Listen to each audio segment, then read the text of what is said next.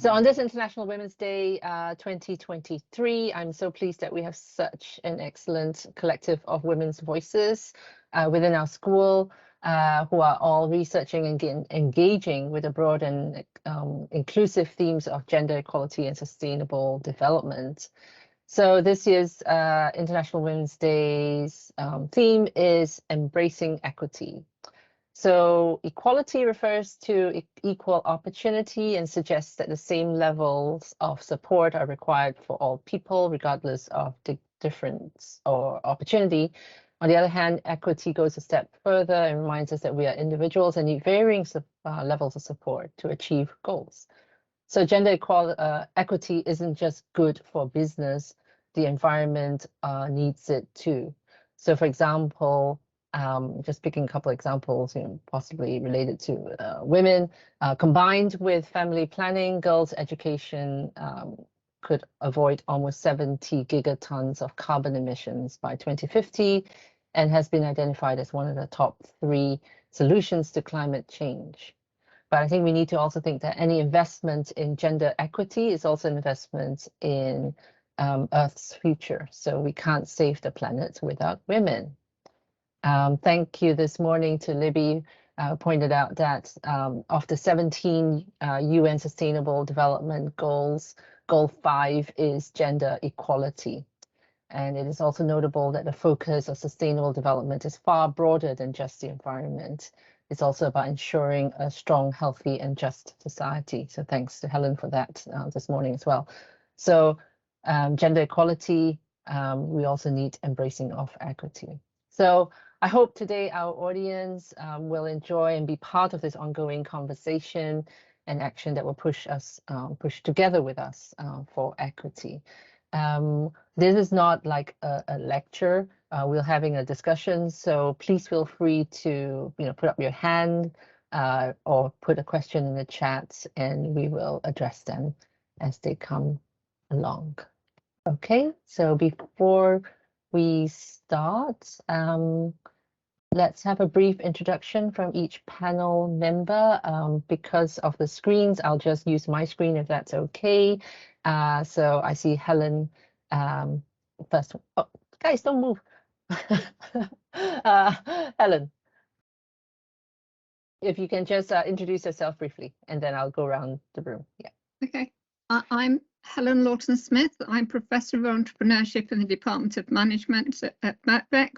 I'm also the Director of the Centre for Innovation Management Research, which is a college-wide, internationally focused research group, and one of our key aims is engagement with practitioners and policymakers, and I'll talk about that later. Thank you.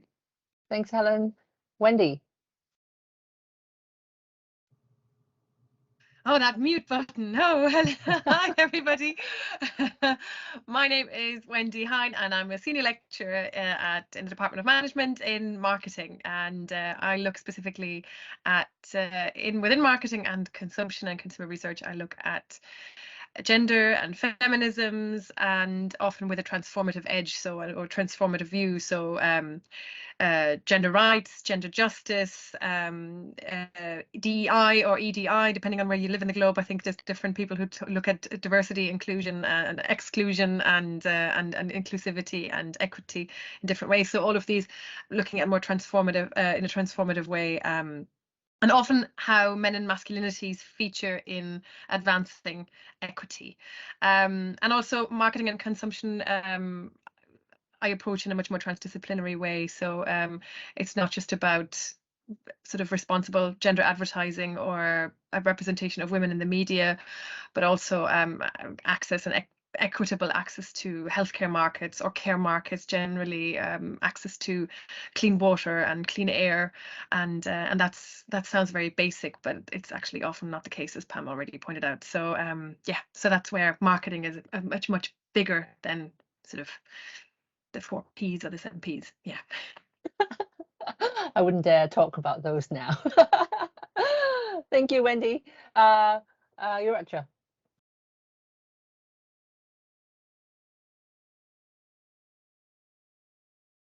Yuracha, can you hear me? I can hear you. The mute button is delayed, so Okay. apologies for No, that. no worries. Yeah. It does get stuck, I think, because there were so many of us. Hi, everyone. My name is Aracha Chetrakul Nayutia, and I am senior lecturer in the Department of Organizational Psychology in the School of Business, Economics, and Informatics. I'm also the assistant dean in the School for Qualities and Diversity, and it's a real pleasure to be here with everybody today. Thank you for having me on this panel. The work that I do broadly in terms of my research, but also the work that drives my pedagogy as an educator is I'm concerned with diverse and unequal working lives and how do workers experience inequalities at the intersection of primarily gender and race. And some examples of projects I have done in relation to the issue of gender equity. One example is looking at the experiences of work-life balance of migrant domestic workers who enable the work-life balance of other women at the expense of their own well-being and also their families' well-being. Another project I'm currently working on with colleagues at Birkbeck as well as colleagues at Essex University is on the office housework. And who gets asked to do the office housework. And of course, there's a lot of lived experience, I would imagine, in this room, in this virtual room on the panel of office housework, being asked to organize meetings, for example, or to organize a meal, even set up a doodle poll. Who gets asked to do those things? But also office housework includes the work of caring for your colleagues, the work of also caring for your students, which tends to be gendered.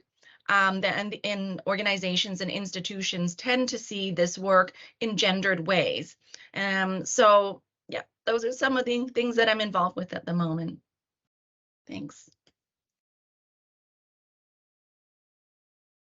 Sorry, Libby. Thank you. I was mute. Trigger happy there on the mute button. Hi everybody, I'm Libby Drury. I'm a senior lecturer in the Department of Organisational Psychology in BEI. I'm also the ethics chair for the school. Mainly my research applies social psychology to minority groups across lives, but also in the workplace.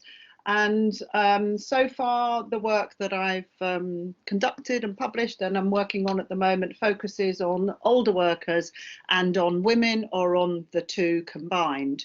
So just some examples of some work that I'm working on that looks at gender equality.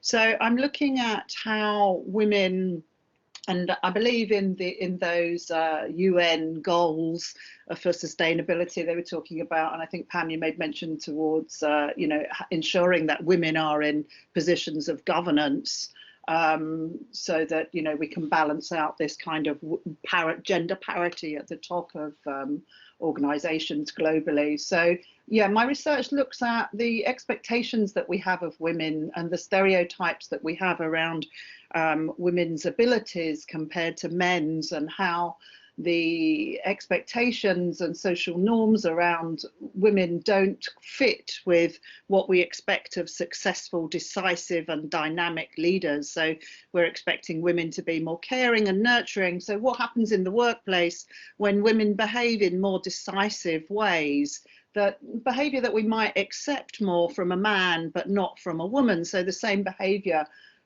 from male leaders versus female leaders may be accepted in different ways and affect our attitudes and our relationships and the progression of women leaders as a result. So that's one line of work that I'm carrying out with my colleague from Royal Holloway.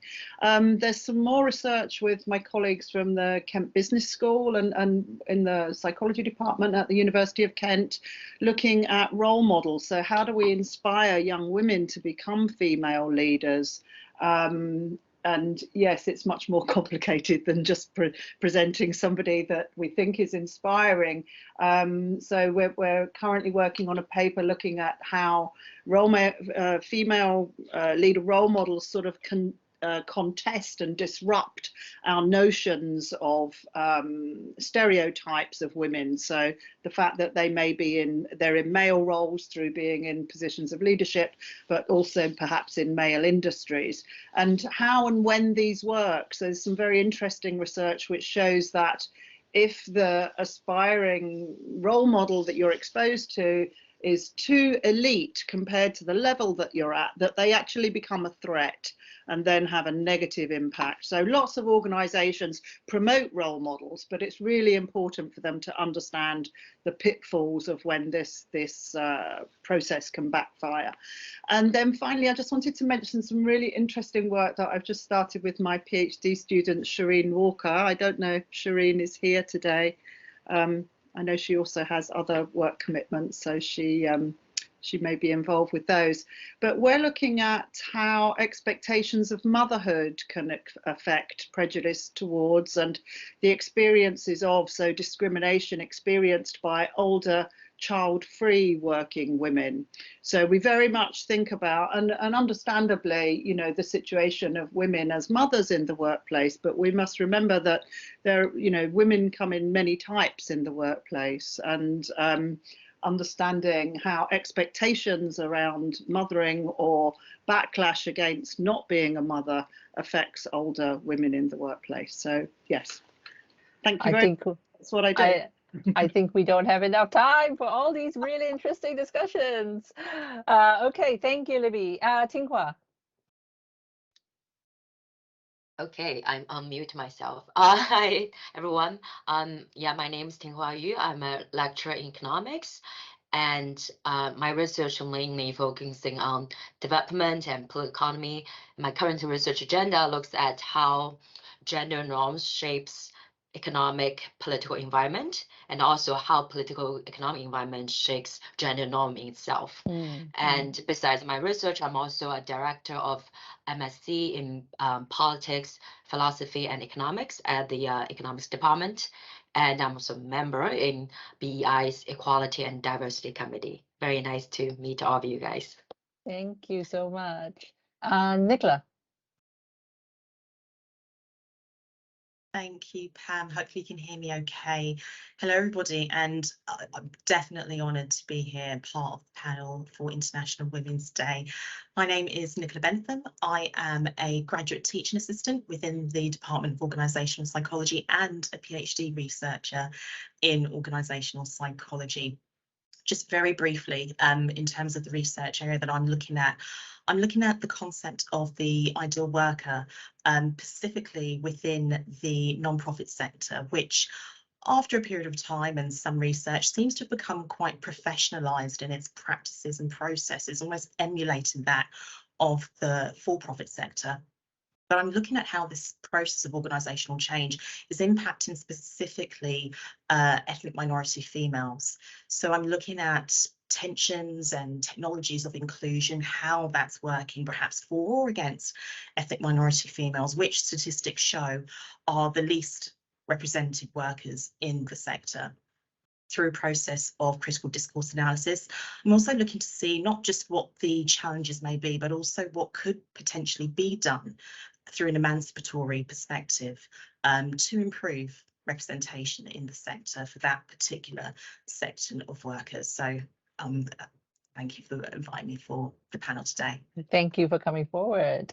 And last but not least, Vanessa. Hello, everyone. Thank you for having me. Just checking that you can all hear me. Great, thanks. So I'm very honored to be here. Really lovely to be among such a talented group of ladies and doing so much important work to advance our world and the experiences of, you know, gender, ethnic minorities, and all of that diversity. I think it's wonderful. So it's really a privilege for me to be here. I just start by introducing myself. I'm a lecturer in the Department of Organizational Psychology, And also here at Birkbeck, I'm also one of the program directors for human resource, the MSc in Human Resource Management, within the Department of Work Psych. So I'll just talk a bit about my current work. My current work builds on, I'm interested in leadership development, first and foremost. I look at the critical study of processes, the critical study of the dynamics, the processes, and power relationships through which knowledge is generated and communicated, particularly in the fields of leadership development and more broadly management education. My work builds on my early PhD thesis, which took a look at the contextual dissonance between what we learn in business school and what we go back to when we come on the MBA and other management development degrees. So I'm particularly concerned with those power relationships and what we say is truth about leadership development and more broadly management education in general. My work argues that leadership development and management development broadly management learning must make sense to those who intend to use it and practice it in the context within which they live and work and make meaning. So in a nutshell, my work contributes to the emerging critical perspective on global management education, and in particular, the strategy and dynamics of leadership capacity building in a multifaceted world. This is important in light of the criticisms we've had of knowledge imperialism and contextuality, and the argument that we know and see the world from a point of view. So I examined the epistemological leanings on which we base our global, if you like, global, or what we call global leadership development interventions. So my current work extends this into, it comes with an added perspective on gender dynamics within leadership development. Hi, Pam. Just trying to control that mute button again.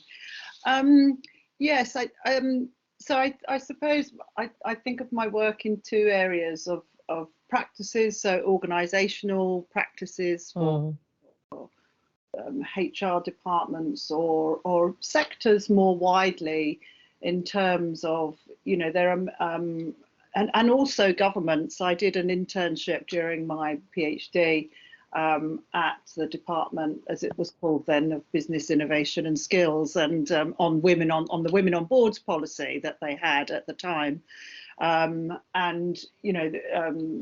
they were involved with European directives to have quotas for women on boards, and as you may know, different countries across Europe adopted those guidances in different ways. So I find that really important in terms of the research and in terms of the impact of sharing those outcomes and actually making practical outcomes that can affect on a sort of individual, in our sort of research talk of individual meso and macro levels, but just the ideas that, some of my research looks at age cues or gender cues that might be present in our resumes when we're applying for jobs, and how these might trigger stereotypes that make people have sort of unconscious assumptions about applicants. So this work, you can think that it could actually be interpreted by an individual in terms of what they're going to put on their resume.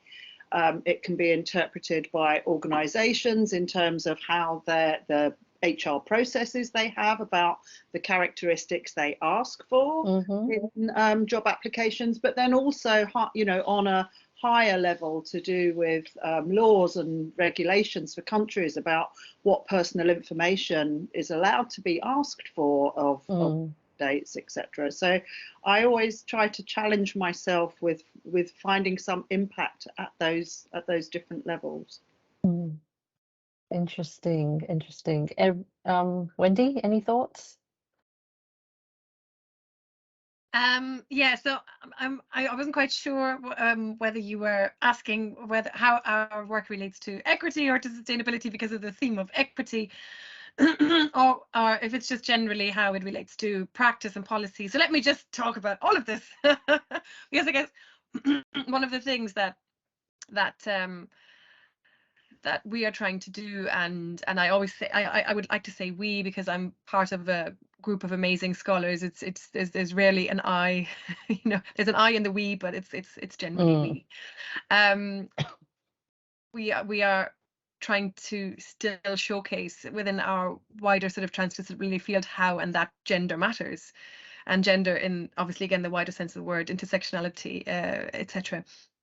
And it's extremely difficult to see how so many scholars, and I think this goes across different fields, still don't understand the complexity of gender. Some of them are talking about biases, some of them are talking about sort of recognition and identity politics, some of them are talking about social justice and distributive justice, but there's rarely an approach that actually looks at comprehensively how all of these are combined and how all of these are somehow creating a discourse and a system of what we say, a system of interlocking oppressions. And again, this is sort of drawing on bell hooks and on various intersectionality research.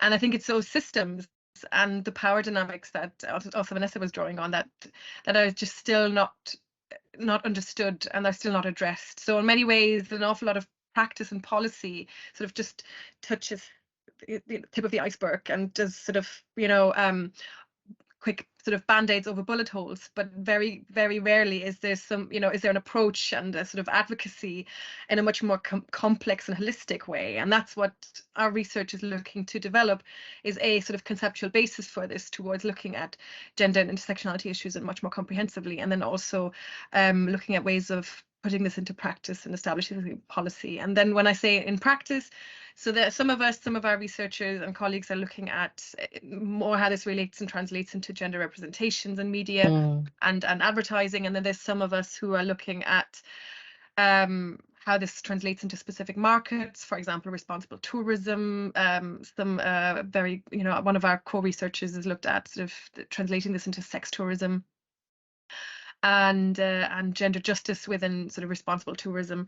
Another one is sort of looking at reproductive healthcare and healthcare markets in sub-Saharan Africa, and just generally my research, I've been always interested in the role of men and masculinities, and we've looked, the most recent project we looked at was the Me Too movement and how it translates sort of those discourses translated into new trends in marketing, again, campaigns and marketing policies.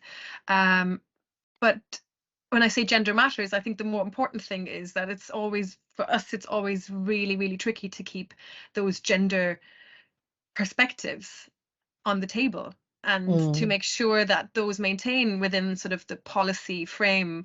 So I'm part of the UN Responsible Management Education Group, Gender Equity Working Group, and I'm the co-chair there for marketing as a subject discipline. And whenever we go to global forums, it's always extremely difficult to keep gender prominent in the debates and in the discussion. When really, as we see sort of today, it really, really does matter. But often policy makers and practitioners often need to have that extra hook and need to often have that extra sort of evidence and data. And this is what we're basically trying to develop, is a sort of conceptual frameworks and foundations towards this, and then looking at ways of making sure that gender is addressed in its complexity. Thank you, Wendy. Yes, the systems of interlocking oppressions by bell hooks. I have to thank my dear friend Racha here for introducing me to her work. So let's move to Racha. What do you think if IW Day was every day? And thank you, Wendy, for bringing that question up in our in our prep last week. If IW Day was every day, where the spotlight on women's work and rights is constant, how do you think practice might be different? I don't know if you can manage that with bell hooks in there as well.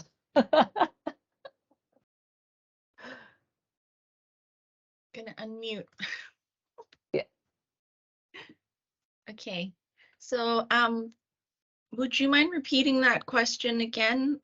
So sorry, I was So trying to. if IWD was every day, where the spotlight, on women's work, was constant, there was no need to have one specific Women's Day every year.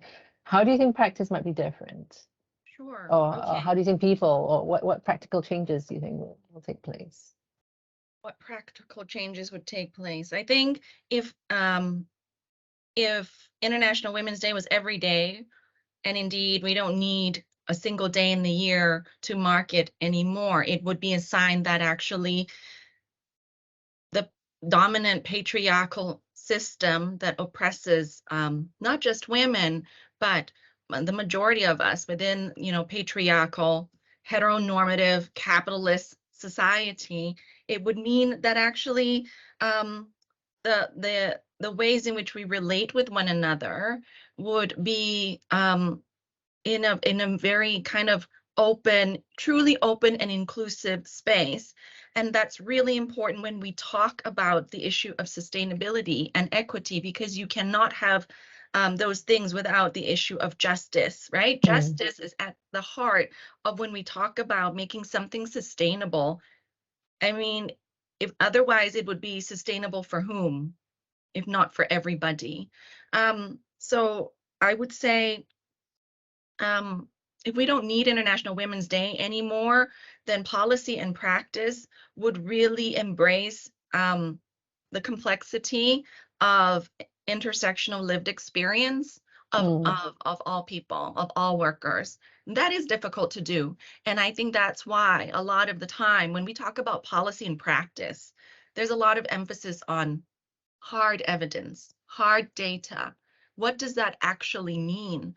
And that is, I think that is why potentially when we distill it down to policy, at policy level, it tends to go down this path of universality and generalizability, which becomes really quite exclusive and against the ambition in the first place of enabling equitable ways of being and living in this world. Yeah. Thank you. Panelists, audience, opportunity to come in. I can't check on the chat at the moment. Yeah, bell hooks. Yes. Go bell hooks. Any thoughts from the audience? We're halfway through. Anything anybody wants to add? So yeah. Yeah, Tingwa, yes. Yeah, hi. I agree with Yuracha's point that the current sort of gender norm, patriarchal society not only hurts women, hurts different segment of the society. And my current research is actually trying to look at this. I understand like your point that, well, because I'm economist, right? When I do research, of course, I look for hard data, but sometimes this type of research will help us really understand how like mechanism works. I understand we should when we are done this type of research, we should step away and think about broad picture for sure. I agree. I'm with you, but I'm also would argue for the importance of hard evidence. And in terms of specific things I'm looking at, so the one sort of research agenda I'm doing several projects with is thinking about the conservative gender norm not only hurts women, but also hurts men. And the idea is that when men cannot handle the new, economics, so basically there's, we all study how economic shock hurts people, right? But our idea is that the degree to which economic shock hurts people depends on their gender views. So, for example, for a very conservative gender man, when economic shock hits him, not only he lost his job, it hurts him economically, but also it is identity loss for him. So, which has really bad implications. We are going to look at their deteriorating mental health, destructive behavior towards women, domestic violence and also political behavior, such as, engaging extreme right-wing movement, voting for Brexit, voting for Trump. So I think it is International Women's Day. Of course, we emphasize how this hurts, the conservative gender norm hurts women. But at the same time, I would argue, in order to really have equity in society, and we should bring the men on board, right? The idea is, if the problem is they have this conservative gender norm, that's why, it hurts them, maybe we can sort of change their norm in a way, bring them on board with this more equal idea of, we are equal. You don't need to have any specific expectation for you. You don't need to buy into this patriarchal society for men as well. So another project we're doing currently is we have experiment funded by Gates Foundation going on, and we're just looking at how gender empowerment campaign, how it affects girls in several African countries, and also how it could spill over to affect boys' attitude. And we think it's very important starting from very young age, and this is the time you can shape their attitudes. So yeah. No, thank you very much. And I think that is a very important point. And hopefully, I think I did see when I scrolled through the participants list that there are a couple of men on this call at the moment. I saw Jeff. Helen. Jeff was here. Oh, Jeff, hello. Are you there? So Hello. Helen. Yes, I'm here. Thank you. Yes, hi. Just keeping Thank my you. camera off. Dean is here. Yes, great. Thank you. Helen and then Nicola. I just want to make the point that some fantastic research is being done in our school. And I wonder how much engagement there is. I know that Wendy works with organisations, but in the Centre for Innovation Management Research, gender equality, equality, diversity and inclusion are embedded in what we do, and all the events have to have a gender balance. We highlight these issues to broader audiences. And the work when I engage with the practitioners and policymakers, they are part of our research centre, and they do get invited to take part in what we do, events specifically on those particular interests. And I wonder what scope there is for our colleagues to do more of an impact. You mentioned impact, Pam, but I'd like to see more of how what people are explaining and analysing gets into more mainstream thinking and practice. Thank you. Great, thank you, Helen. Nicola. I think this probably ties in quite nicely with the conversation around impact, but I was wondering, perhaps if not just to the panel, but to our audience as well. As an early career researcher, I've been humbled that many people up, down and across the non-profit sector have entrusted me with their stories and perhaps have spoken to me about things that they hadn't spoken to anyone before, because perhaps a space hadn't been created for them to share their experiences and their stories. So I wonder what has been the experience of my colleagues in terms of creating that space and also cultivating that space so that those conversations and that dialogue can continue with other females beyond the research that we do. Wendy's nodding her head. Do you want to come in? Yeah, hi, Nicola and Helen. I think those are really, really, massive points, because I think it's really, really important for us to build on and maintain the networks that we have. And there's such great work, at Birkbeck, for example, through the Birkbeck Institute of Gender and Sexuality, the Birkbeck Institute of Social Research, that often takes sort of gender issues into consideration, and that, where everybody can join and build networks and engage and bring in their own research and etc. So there's just massive amounts of events. There's so much going on, but I think, to Helen's point, it's really, really difficult to track this and to develop and understand the wider impact that all of this has for all of us.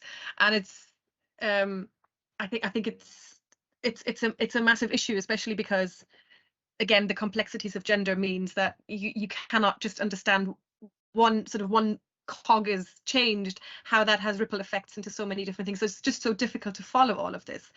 And I think one of the ways to do this is to, you know, to have more of these events, to have more of these networking bases, to write more together, to develop more material, and then also to have and have and engage more and follow more of the conversations that this material kind of triggers. So I think the work that we do is there. It's a case of making sure that it gets greater visibility, and then making sure how this then translates. And I think you're absolutely right, Nicola, that it's so important that we bring in everybody, you know, and we make this open to everybody in the same way. Yes, yes. Vanessa, I'm conscious that because my screen is so small, you are one small that, well, and would you like to come in? Okay, I'm not sure what the question was. I mean, I've been listening to. I think basically, what do you think about the comments about, you know, including more conversations and whether it's research, impact, engagement with your interviewees, as Nicola was talking about, you know, the participants in her research. How do we sort of build momentum as we go along? So we have one day today. We shouldn't just leave it as one day. So what do you think, you know, whether as individuals or as a college or, you know, as a school, what can we do to sort of make sure that this doesn't sort of like lose steam? Thank you. Just wanted to clarify that. I'm just building on what my other colleagues have said. I think these sorts of days are important because they open up the space for conversations. That's the first thing they do. It's a dedicated space to talk about a dedicated subject. And it's very easy for the day to pass and the focus to go away, and we lose steam until the day comes again next year, and then we dedicate a day to a dedicated subject, and all the focus is on that subject.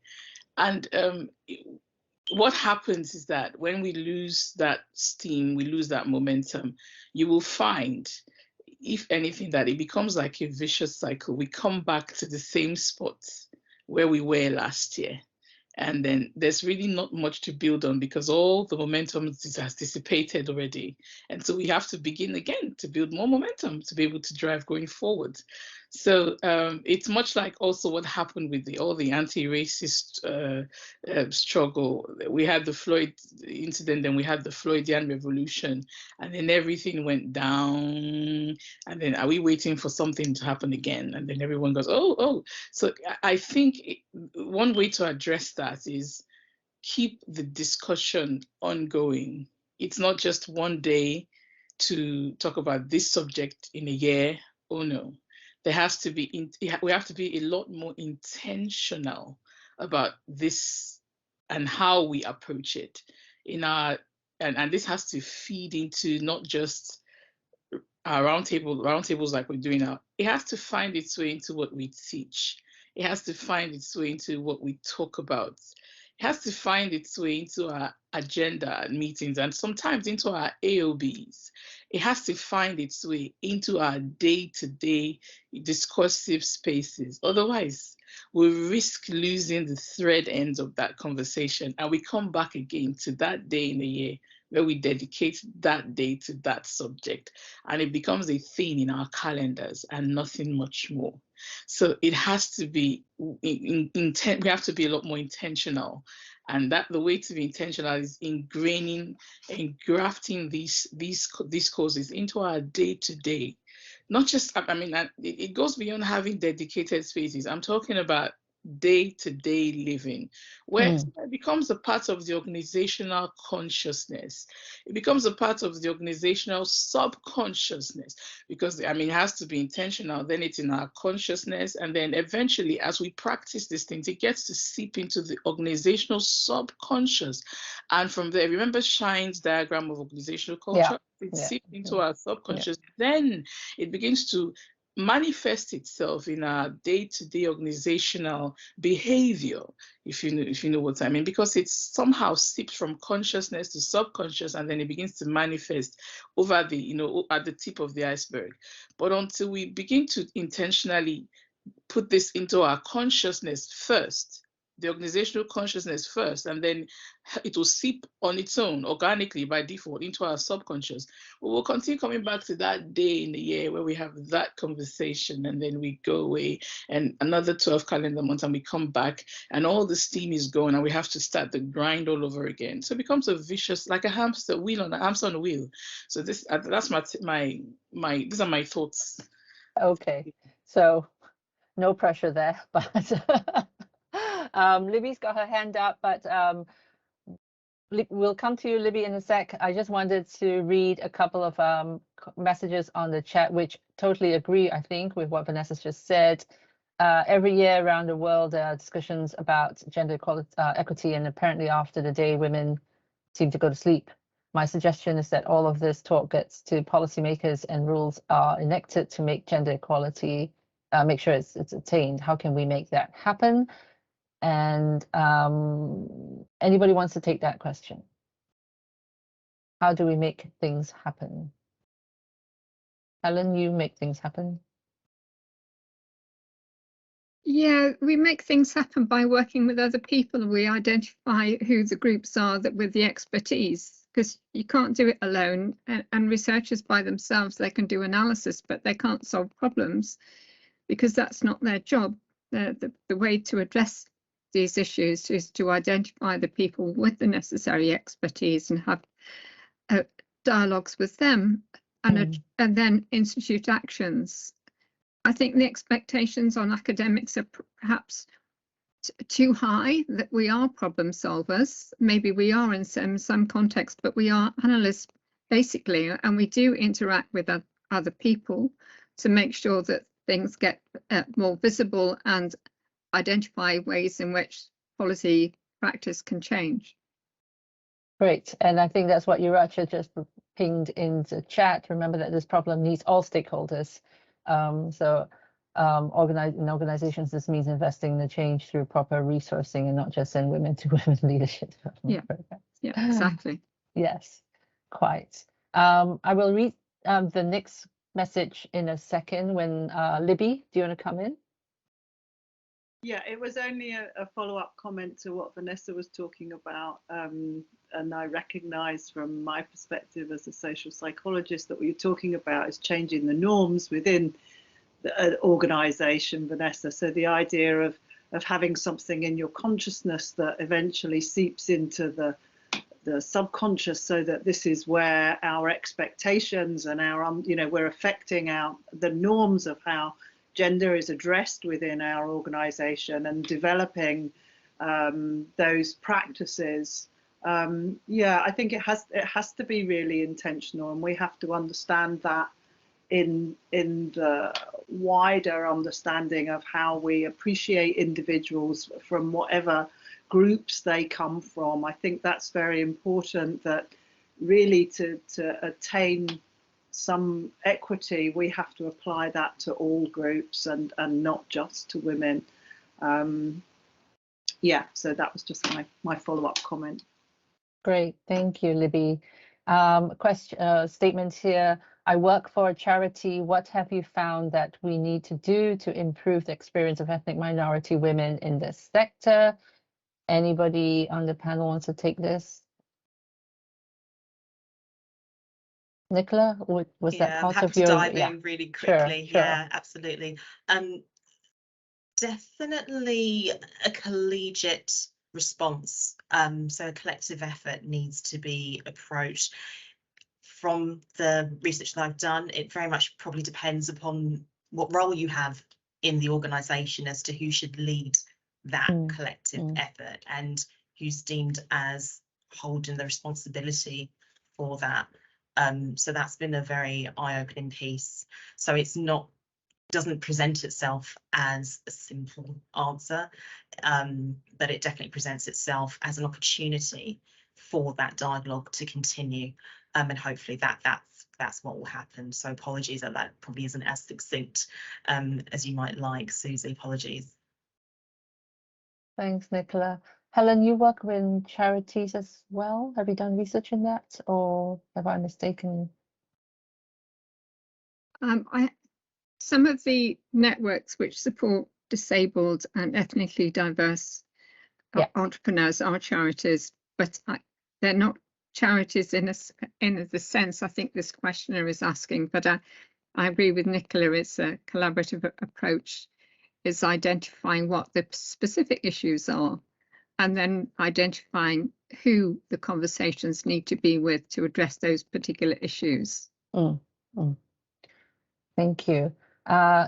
We have 8 minutes. So another question I'm interested in is, how do we bring up gender equality in such a way that people who think about it less or people who feel happy with the status quo don't feel criticized or defensive, and that instead influences them to take current barriers seriously? I think all of you have thoughts about that. Wendy's nodding vigorously, so let's go with you, and then Tinghua. I think Tinghua made that point really well. Tinghua, if you want to go first. But I think there's always the message that is often coming across, especially when you work in the UN, is that equity is for everyone. And if we reach equity, everybody wins. But if you follow that sort of men and masculinity scholarship that little bit more, you might actually find that an awful lot of critical scholars of men and masculinities disagree with this whole thing, and that not everybody wins.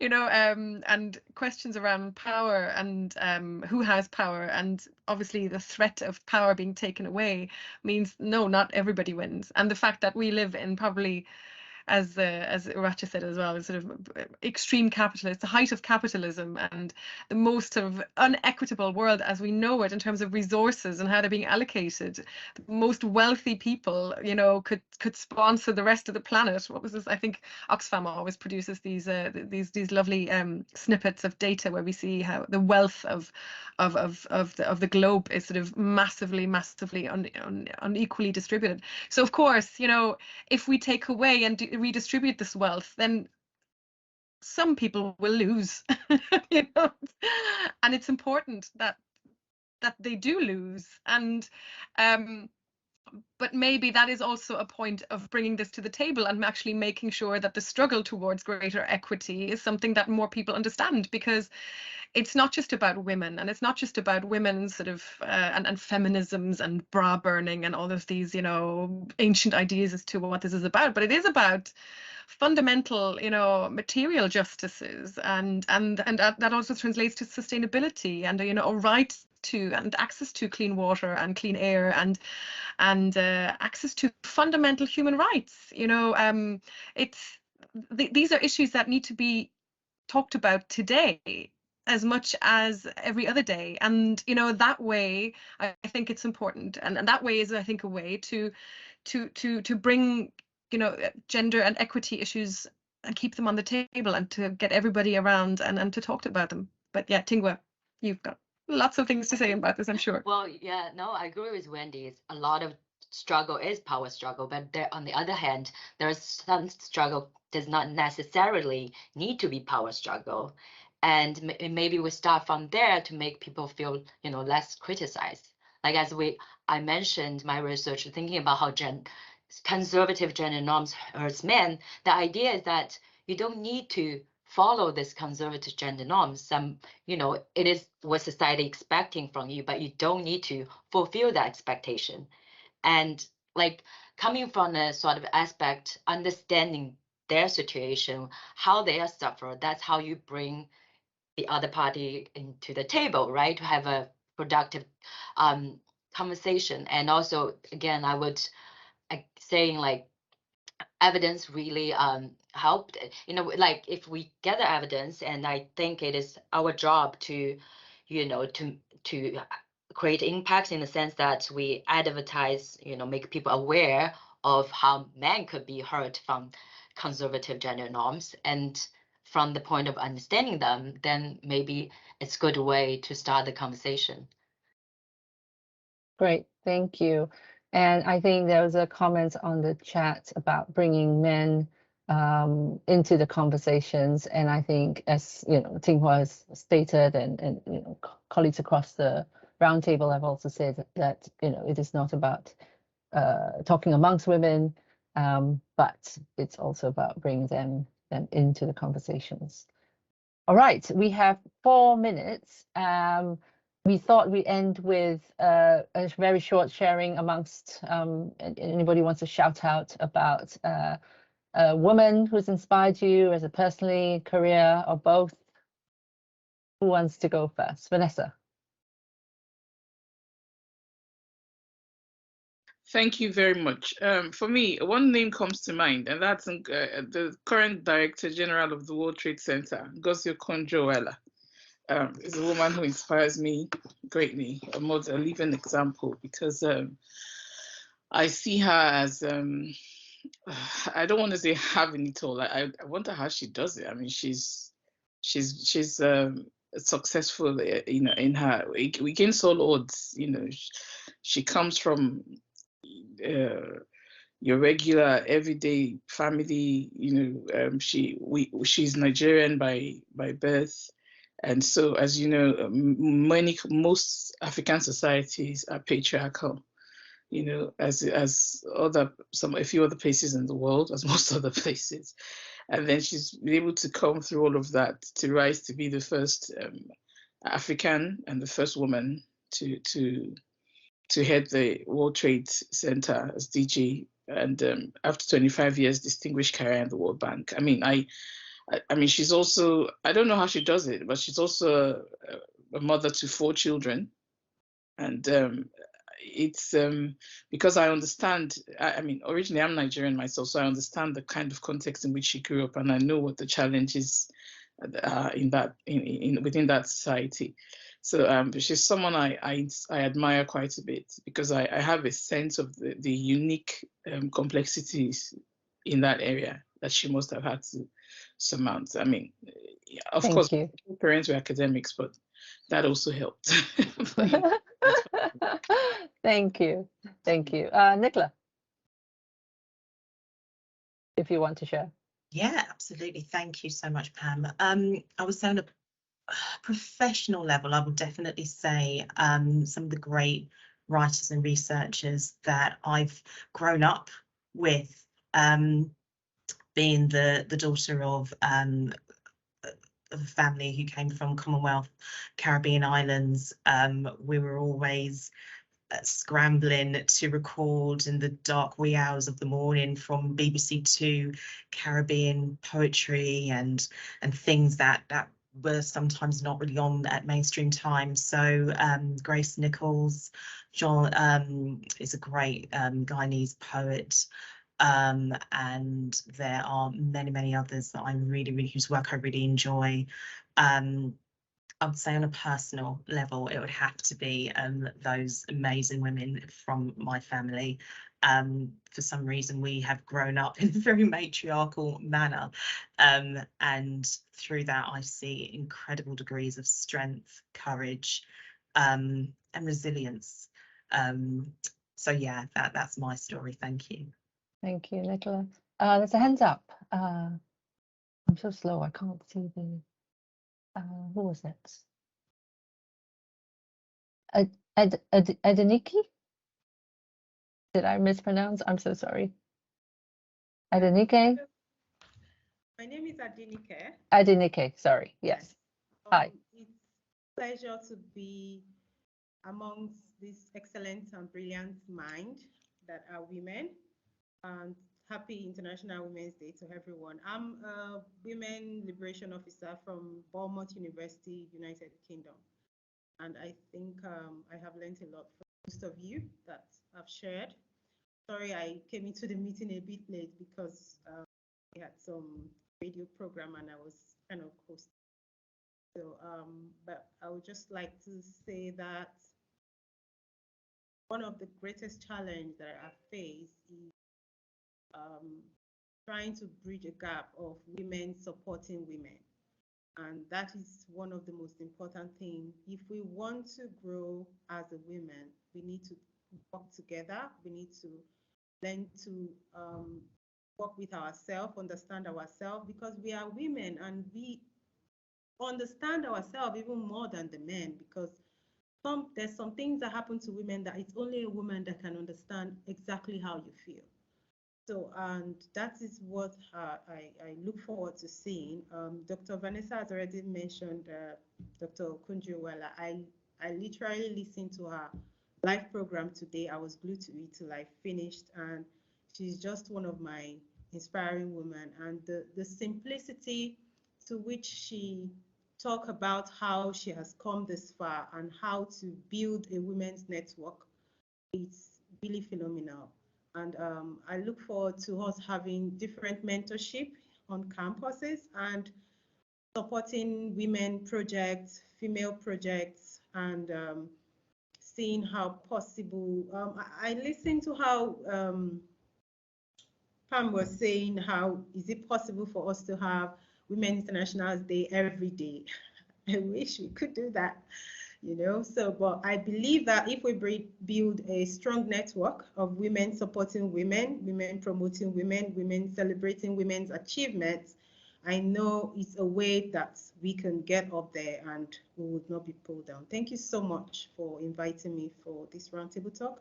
Thank you for coming. Thank you for celebrating all of us.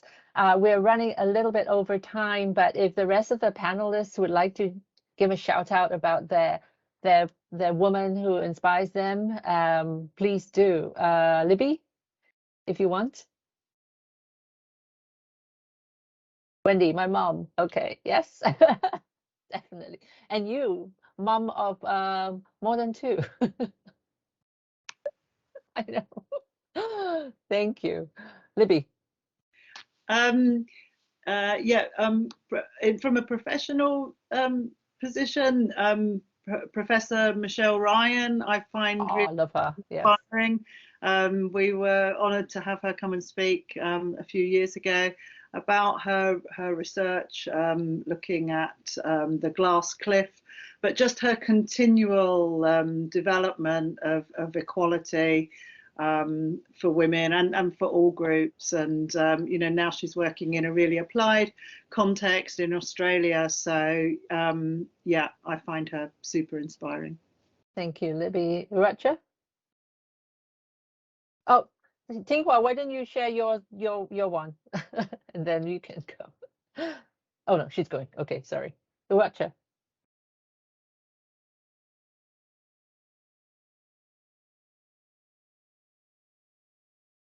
Racha? Oh. We're there.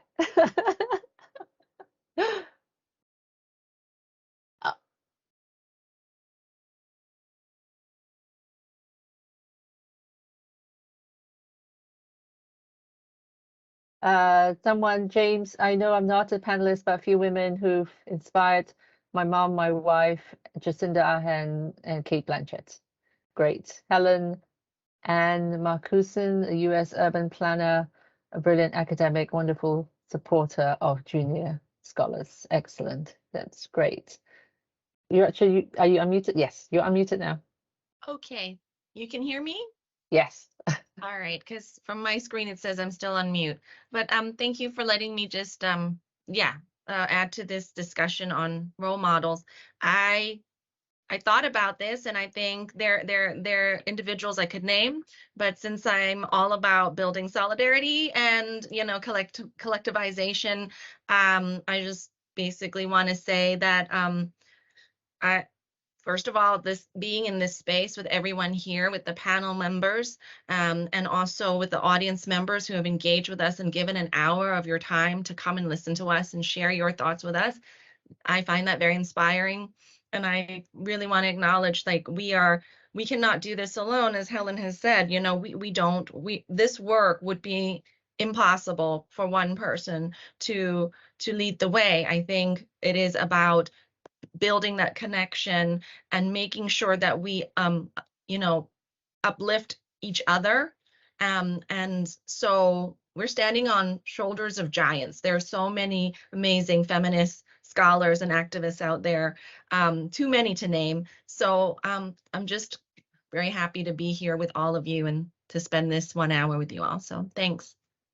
Thank you for that. And if I may, my mom, who passed away when I was 18, my grandma, who passed away when I was 12, but very significant at the moment, my son's rheumatologist, who's been instrumental in helping my son lead his best life pain-free and with as little damage to his body. She's so responsive. She's always with a smile. I'm panicking away and she's like, it's okay. And she actually helps me balance the many hats that I wear as a full-time worker, as a full-time mother, and a constant warrior and worrier of arthritis, of juvenile arthritis. So yes, she's amazing. And all of you, of course, for making this happen. So I'm sorry we're 7 minutes over time, but thank you so much, colleagues, friends across the school, on the audience as well.